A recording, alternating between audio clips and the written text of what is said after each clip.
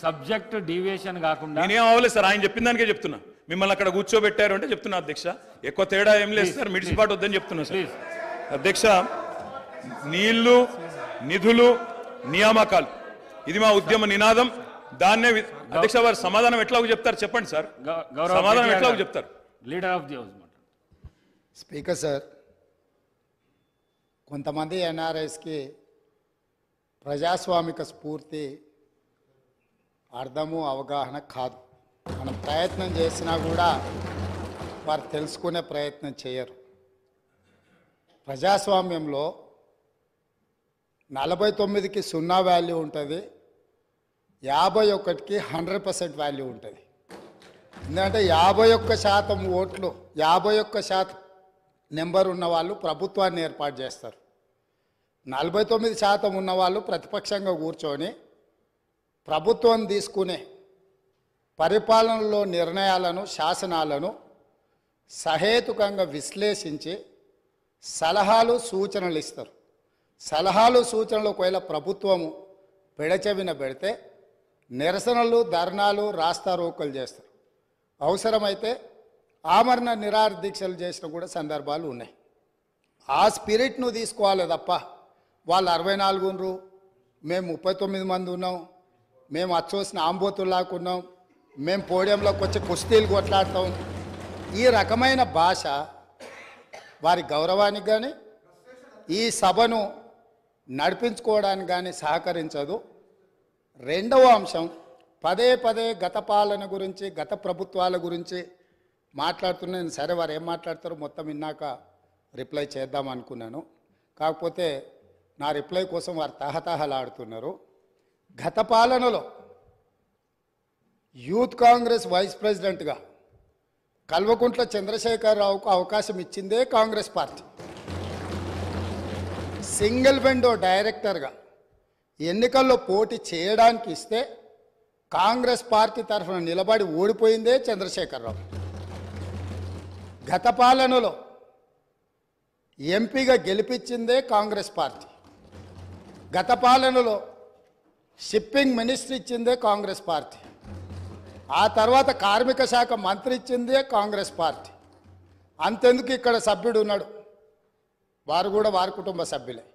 MLA కాకుండానే మంత్రిని చేసి తర్వాత ఎమ్మెల్యేగా ఎన్నిక చేయడానికి సహకరించిందే కాంగ్రెస్ పార్టీ. ఈరోజు వాళ్ళు ఏ పేరైతే వినోద్ అనుకుంటున్నారో ఆ రాజశేఖర రెడ్డి గారే ఆ మంత్రివర్గంలోనే గత ఆర్థిక శాఖ మంత్రి, సిద్దిపేట ఎమ్మెల్యే గారు ఎమ్మెల్యే పదవి లేకుండా మంత్రిగా ప్రమాణ స్వీకారం చేసిండ్రు. రాజశేఖర రెడ్డి గారి నాయకత్వమే దేశానికి బలమైన నాయకత్వం అని అందులో పనిచేసిండ్రు. మూడవది, పోతిరెడ్డిపాడు పొక్క పెద్దది చేసినప్పుడు కీర్తిశేషులు నాయన్ నరసింహారెడ్డి గారు కడప జిల్లా ఇన్ఛార్జ్ మినిస్టర్. ఆ రోజు కొట్లాడింది పోతిరెడ్డిపాడు మీద కీర్తిశేషులు పి జనార్దన్ రెడ్డి గారు. పోతిరెడ్డిపాడు పొక్క పెద్దది చేసినప్పుడు ఇక్కడ ఉన్నోళ్ళు ఎవరు ప్రాణత్యాగాలు చేస్తామని ఎవరు కొట్లాడలే, ఎవరు మాట్లాడాలి.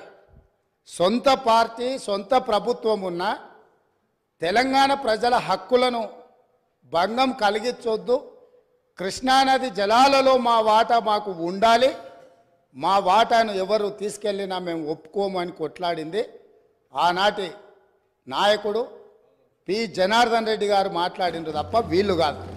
కాబట్టి ఈరోజు వీళ్ళందరూ ఏ పాలకుల గురించి మాట్లాడుతున్నారో ఆ పాలకులు ఇప్పుడు మాట్లాడుతున్న పెద్దలు ఎట్లెమ్మెల్యేనరు? వాళ్ళ తండ్రి గారి గురువైన చంద్రబాబు నాయుడు గారి పార్టీతో పొత్తు పెట్టుకుంటే ఆ పార్టీ మద్దతుతో ఆ కడువ కప్పుకొని సిరిసిల్లలో కష్టపడి పనిచేసి నిర్మించుకున్న చీమలు పెట్టిన పుట్టలో పాములు దూరినట్టు కేకే మహేందర్ రెడ్డి అక్కడ పార్టీని నిర్మించుకొని తెలంగాణ ఉద్యమంలో పాల్గొని తెలంగాణ ఉద్యమంలో ముందు భాగం నుండి నిలబడి కొట్లాడితే ఎన్ఆర్ఐ అంటే నాన్ రిలయబుల్ ఇండియన్ కింద మేనేజ్మెంట్ కోటాలో ఇక్కడికి వచ్చి టికెట్ తీసుకొని అక్కడ ఆ కేకే మహేందర్ రెడ్డి గారిని అన్యాయం చేసి ఈరోజు ఇక్కడికి వచ్చిర్రు. కాబట్టి ఈరోజు గతం గురించి అధ్యక్ష, ఒకవేళ మా మిత్రులకు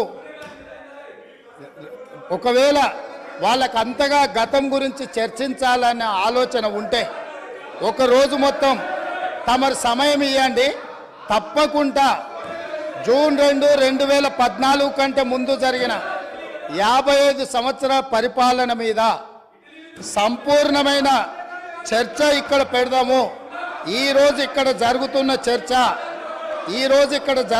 చర్చ జూన్ 2, 2014 నుంచి జరిగిన పరిపాలన, చేసిన విధ్వంసము, నాయకత్వం యొక్క వ్యవహార శైలి మీద మనం ఈరోజు మాట్లాడుకుంటున్నాము. కాబట్టి వారికి గతం గురించి చర్చించాలనే కోరిక ఉంటే మాకు ఎలాంటి అభ్యంతరం లేదు. గతంలో జరిగిన పరిపాలనలో ఇక్కడున్న వాళ్ళకి చాలామందికి పాత్ర లేకపోవచ్చు, కానీ అక్కడున్న వాళ్ళకు చాలామందికి పాత్ర ఉంది. ప్రత్యక్షంగా మంత్రులు చేసిండ్రు. అక్కడున్న నాగేందర్ గారు, ఆ పక్కనున్న శ్రీనివాస్ యాదవ్ గారు, ఆ పక్కనున్న హరీష్ రావు గారు, అక్కడున్న కడియం శ్రీహరి గారు, ఆ పక్కనున్న పోచారం శ్రీనివాసరెడ్డి గారు, ఆ పక్కనున్న గంగుల కమలాకర్ గారు, అన్ని పేర్లు మొత్తం అన్ని లిస్టు చదువుతా. వీళ్ళందరూ కూడా ఈరోజు వారు ఏదైతే పాపాలు జరిగినాయి అంటుండ్రో ఆ పాపాలలో సంపూర్ణమైన భాగస్వామ్యం వాళ్ళదే ఉన్నది. వరంగల్ ప్రాంతంలో జరిగిన ఎన్కౌంటర్లకు ఎవరి కారణమని చర్చ ఉంది అధ్యక్ష? ఈరోజు వారే మాట్లాడుతున్నారు. ఏమని గవర్నర్ ప్రసంగంలో మొత్తం కాంగ్రెస్ పార్టీ మేనిఫెస్టోనే పొందుపరిచిండ్రని చాలా సీనియర్గా పనిచేసిండ్రు మంత్రులుగా. గవర్నర్ గారి ప్రసంగము పార్టీ యొక్క ఎన్నికల మేనిఫెస్టోను మంత్రివర్గంలో చర్చించి మా ప్రభుత్వం యొక్క భవిష్యత్ కార్యాచరణను మంత్రివర్గం ఆమోదం చేసిన తర్వాతనే గవర్నర్ గారు ప్రసంగిస్తారు. పరిపాలనలో అనుభవం ఉన్న వాళ్ళు, గతంలో ఈ రకమైన నిర్ణయాలు చేసిన వాళ్ళు కూడా ప్రజల్ని తప్పుదోవ పట్టించడానికో లేకపోతే వాళ్ళ యజమానులను సంతోషపెట్టడానికో ఎందుకు మాట్లాడుతున్నారో నాకైతే తెలియదు. నేను సభ్యుడికి సూచన చేస్తున్నా. నేను చాలా విషయాలు ప్రస్తావించిన, తప్పకుండా సావధానంగా 5 సంవత్సరాలు సమయం ఉంది.